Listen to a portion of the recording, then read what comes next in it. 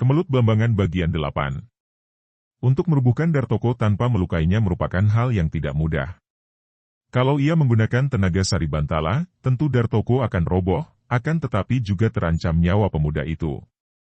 Ia tidak ingin membunuh orang.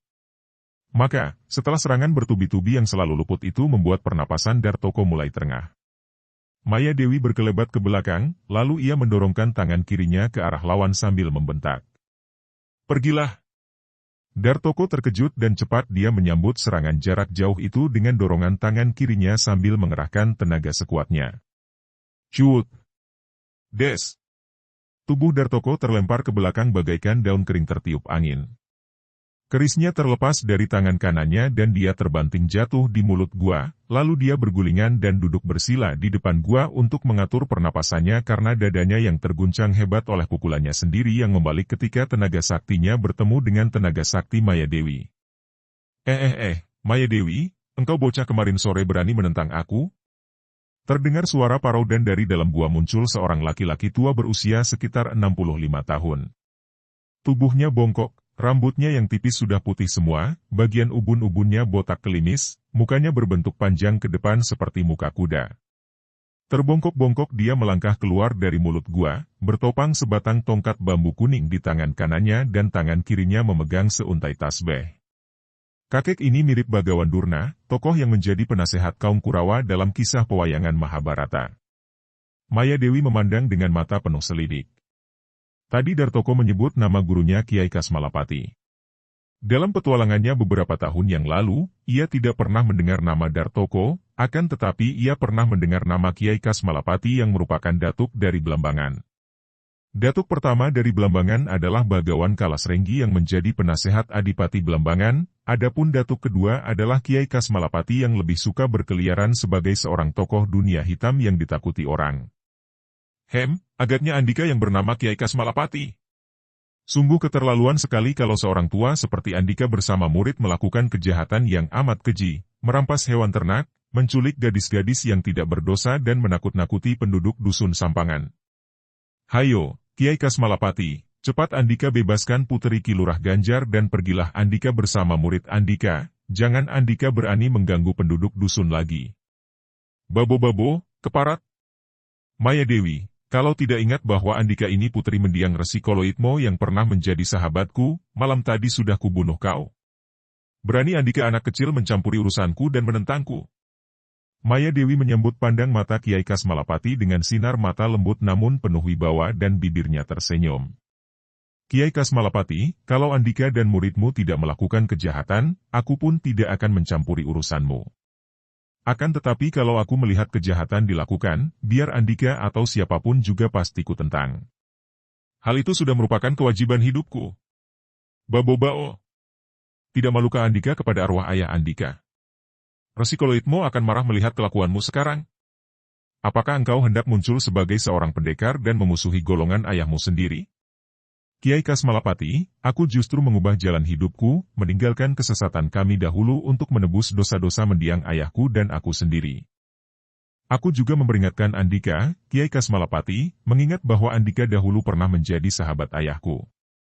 Sadarlah bahwa jalan kesesatan ini akan membawa Andika terjerumus ke dalam neraka jahanam. Sadar dan bertaubatlah selagi Andika masih mempunyai waktu. Kalau Andika sudah mati, maka Andika akan menyesal namun tidak akan ada gunanya. Kiai Kasmalapati menggereng seperti seekor serigala marah dan dari mulut dan hidungnya keluar uap putih.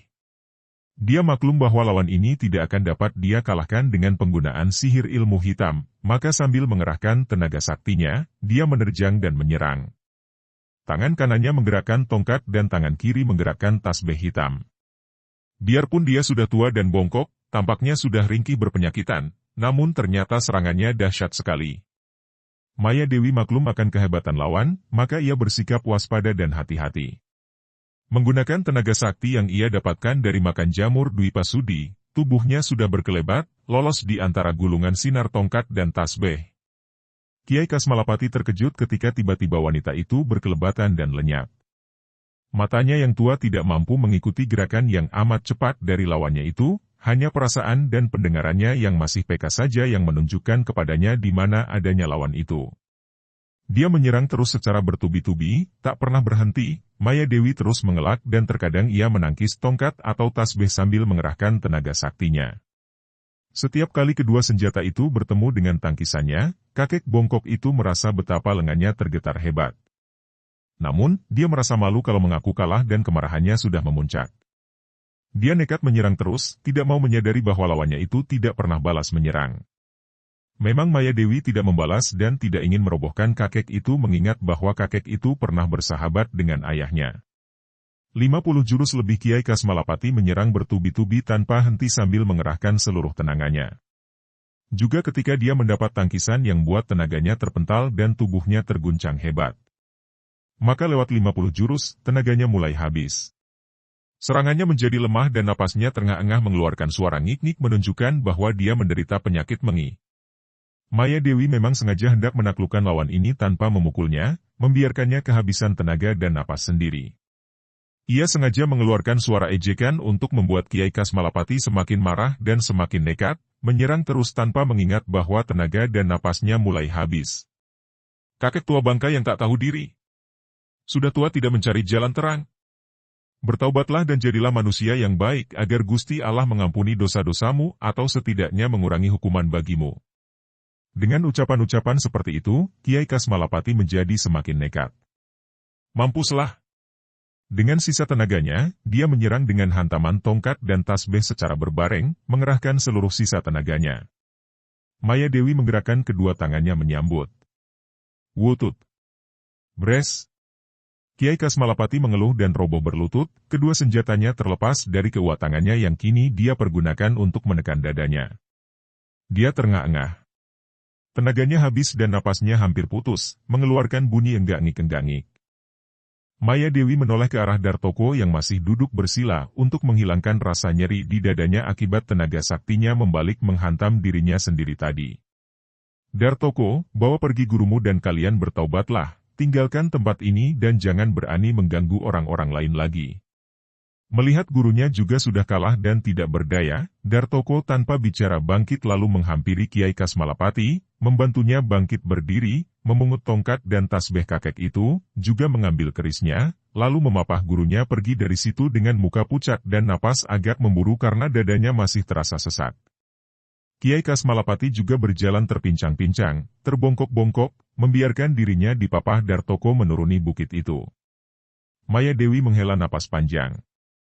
Ia tahu bahwa orang-orang seperti Dartoko dan Kiai Kasmalapati itu pasti tidak dapat menerima kekalahan mereka begitu saja. Apalagi bertaubat. Sungguh tidak mudah untuk bertaubat dan mengubah jalan hidupnya karena jalan yang dilalui nafsu itu selalu mendatangkan kenikmatan dan kesenangan bagi jasmani walau meracuni rohani.